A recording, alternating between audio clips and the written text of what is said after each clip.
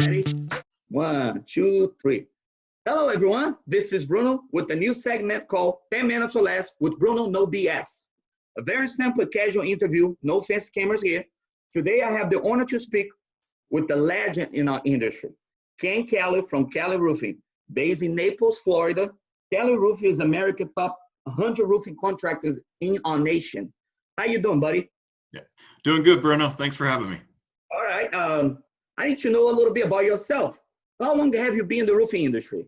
So, funny story. I actually saw my dad fall off a roof in front of me in 1993, a few weeks out of high school. So I took over the family business, and I've been the president ever since. That's about 27 years ago. So your dad actually was a roofer. Right. All right, awesome. So you were like a second generation roofer. Exactly. All right, that's awesome. When did you realize roofing would be a career for you? Because I understand you had to take the business once maybe your dad got hurt all that. But did you want to be a roofer or no? You're like, I want to be, I don't know, a musician, a doctor, or a lawyer. Who knows, Yeah, so when I was growing up, I saw my dad, who was really a hot man. He was always out there mopping, and here in Florida, it gets so hot. And during the summer, he would get heat exhaustion. He'd come home, and we'd try to take care of him so he could turn around and just go back out and do it again the next day.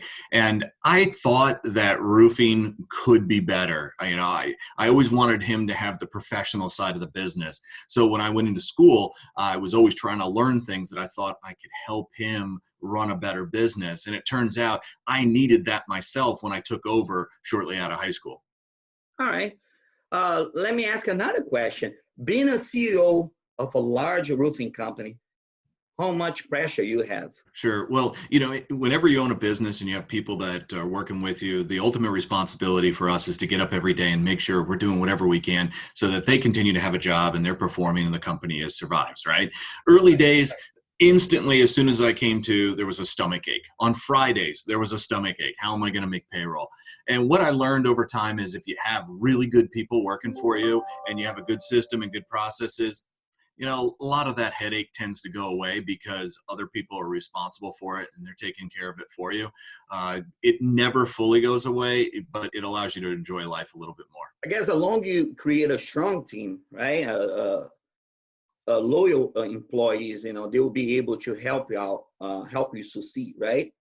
Right. Yeah. No, I like Jim Collins's book, Good to Great. He talks about the flywheel effect. It's this huge momentum that you develop to where you just have to kind of maintain it. And that's all I do. I really maintain the organization, provide a little bit of culture and, of course, direction. Where are we headed? All right. Good to hear that a roofer likes to read books, because a lot of people think we don't like to do anything besides, but I'm the same way. I love to read, I love to read books, articles, anything that is interesting, not only roofing related, but things that could, make me grow, spiritually and also in my life as well. Just like working out, if you don't do it, if you don't exercise that muscle, it's going to weather away. So I'm an avid reader. I finish about a business book a week. Wow. Do you have a family? Do you have kids? Yeah, so I've got a son, spent 5 years in the United States Marine Corps, has come out, now he's in college, and I've got a fiance, and we're getting married hopefully in August. All right, thanks for his service, I appreciate that, how hard it is to separate business and family. Yeah. So in the beginning, he would be in the car seat right in the truck next to me while I was going out and giving estimates. And I'll tell you, when I brought him into our fun little world of business, I think it helped him a lot. One, he understood the pressures that I was going under and he gave me the time that I needed, but he also knew that I was always going to be there because I had my own business. I could also take an hour or two out of my day and help coach the football team or be there with his friends when he needed to. So we grew up together and we have a great relationship today. Do you see him being eventually being a part of your business too as well, or that's not the same path he wants to follow? Because a lot of times we say we're not gonna do what our dads did it, and we end up doing that. What do you see right now? So I've seen so many people in this industry get sucked in, try to leave, get sucked right back in because it's such a fantastic industry. But for him, I really want him to explore his passions, which he has many. And if he finds someday that business is his passion and he wants to become part of it, great, no problem. But I'd rather he be happy in life and follow his own dreams.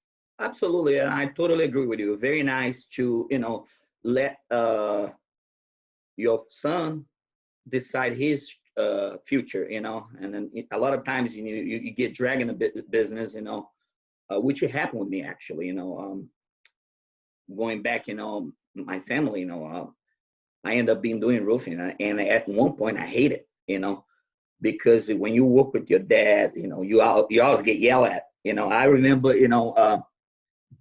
another coworker would do the same mistake I did it, and it was okay. But I was the son, you know, things would happen. Hey, God, curse me out and all that kind of stuff. But I love my dad. I learned a lot with him. I'm sure you learn a lot with your father, and your son is learning a lot from you. Any message out there would you like to give to the people that was watching our video right now, my followers, your followers, people that maybe the new generation like your son? Yeah. So, we were talking about family and fathers and getting in the business. I think there's a message there. As so often we bring our work issues home, and to be able to segregate that and compartmentalize, leave work at work, don't let it interfere with your home relationships. I think that's key. We tend to hold family members to a different standard. We tend to not have the same level of respect that we would have or like with a stranger or whatever. And that's just not fair to them. So, it's taken me a long time to get to that point, but I really understand how to compartmentalize, take time off, relax, shut down the mind from the business, go and spend time with family, and then come back to it the next day. So that's a really tough lesson for people to learn, especially since there's so many people in this business who are in a family relationship, whether it's a husband-wife team or whether it's father-son, like we went through, to compartmentalize, keep them separate. What do you see the future of the roofing industry? I think we're going to get more and more technologically advanced. I see robotics coming in. I'm on the board of the Roofing Technology Think Tank, and we see all these cool things. And I see the future being more automated. I think roof systems will be installed faster, easier. I think we'll have a lot more computer-generated automation from estimating all the way through to service and ordering. Optimizing routes for service and dispatch, all the way through to the invoicing and the final collections and everything else. Just like society is shifting and we're all moving to this new digital world, I think roofing, although very much rooted in the physical world, will use the digital and the automation to make us better at what we do, so we can focus on the actual roof and all of the steps that go into making a real long-lasting roof system. Yeah, it's I've been speaking with a lot of leaders, in our industry, and they all on the same page. You, John Kenny, Steve Little, and so many others that I interview, and they all think technology is going to be the new think of roofing, and I truly believe that, buddy.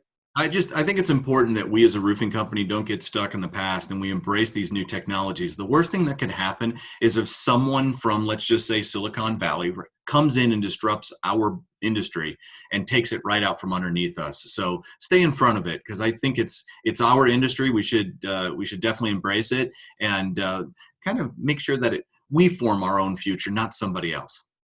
Thank you very much for your time. I appreciate it. I know you're a very busy man. You're welcome. Thank you, buddy. And I'll see you next time. It was a pleasure to talk to you. You have a good one.